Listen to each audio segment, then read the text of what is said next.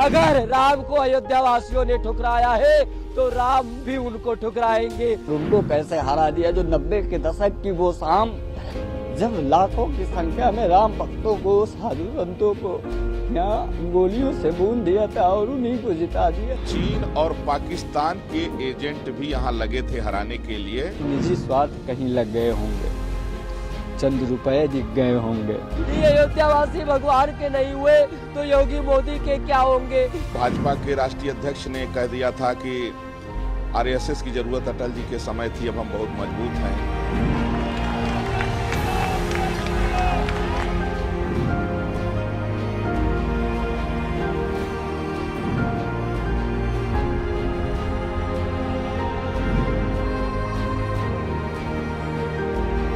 एक दलित को यहाँ से जो है जनप्रतिनिधि बनाया, इसलिए कि उसको पता था कि जो यादव वोट है, मुस्लिम वोट है, उसको मिल ही जाएगा।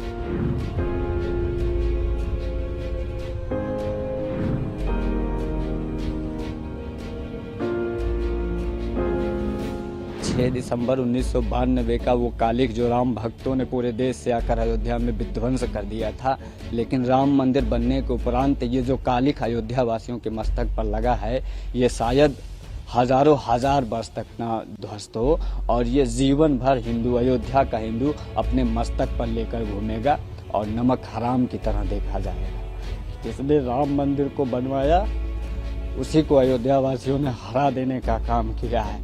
ये संपूर्ण अयोध्या के लिए, संपूर्ण भारत के हिंदुओं के लिए और संपूर्ण विश्व में पहले हिंदुओं के लिए इससे ज़्यादा दुख की बात कुछ नहीं हो सकती है कि जिन माननीय प्रधानमंत्री मोदी जी ने, योगी जी ने जिस अयोध्या में आते थे तो लगता था कि आसपास के किन्हीं सीट के विधायक और सांसद हैं, ऐसा कभी लगा ही नहीं कि वो प्रधानमंत्री हैं। और उसके बाद भी उनको हरा देने का काम किया है।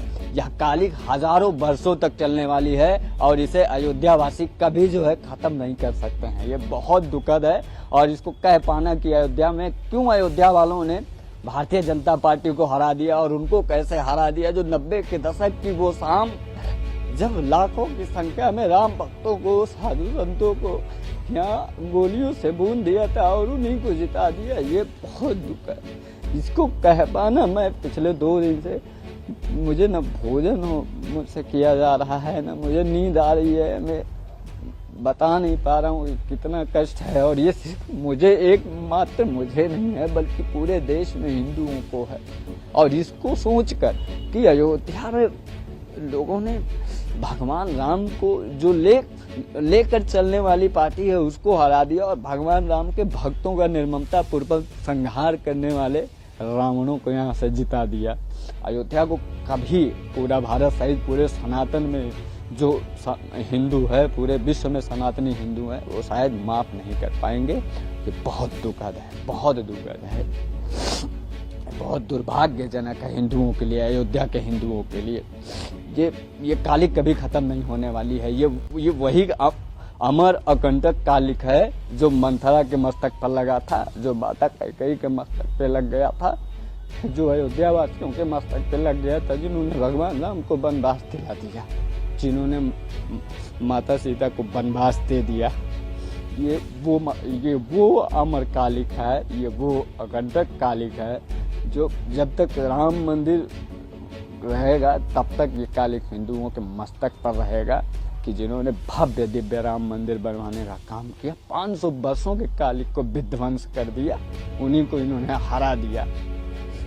निजी स्वार्थ कहीं लग गए होंगे, चंद रुपए दिख गए होंगे।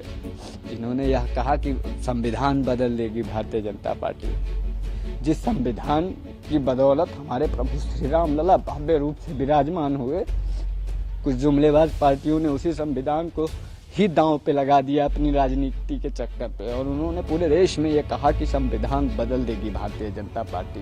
इससे ज्यादा दुखद और क्या होगा। संविधान बदलने की किसी में क्षमता नहीं। मैं बहुत दुखी हूँ और लगभग 5 लाख वोट जो है तो भाजपा प्रत्याशी लल्लू सिंह को मिला।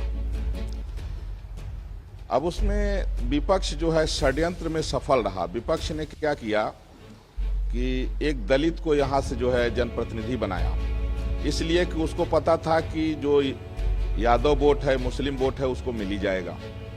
और जिनको प्रत्याशी बनाए वो दलितों के नाम पर, कुछ जातिवाद के नाम पर कुछ वोट ले लिए और कुछ तमाम कारण रहा। एक बार जो है तो भाजपा के राष्ट्रीय अध्यक्ष ने कह दिया था कि आरएसएस की जरूरत अटल जी के समय थी, अब हम बहुत मजबूत हैं, तो हिंदू संगठनों की उपेक्षा भी इसमें कारण रहा। और दूसरा एक जो बड़ा कारण था अयोध्या की सीट हारने का, तो चीन और पाकिस्तान के एजेंट भी यहां लगे थे हराने के लिए, क्योंकि वो देख रहे थे कि भारतीय जनता पार्टी जो है उसका जो राजनीति का केंद्र है वो राम मंदिर है। तो चीन और पाकिस्तान के एजेंट यहाँ रात रात घूम करके और वो जो है यहाँ पैसा भी काफी बांटे हैं, तो वो दलितों को और ओबीसी को जो है तो समझाने में और खरीदने में कामयाब रहे। हालांकि हम लोग शर्मिंदा हैं और जो राम भक्तों के ऊपर गोली चलाया उसका प्रत्याशी जीत गया, जिसने राम मंदिर बनाया उसका प्रत्याशी हार गया। यही कुछ जो है कल्याण समय के समय भी हुआ था, ये अत्यंत दुखद रहा और यह कमी जल्दी पूरी भी होगी। ये अयोध्यावासी दोगले हैं, जब भगवान राम के नहीं हुए तो ये किसी के होंगे, ये किसी के नहीं हो सकते।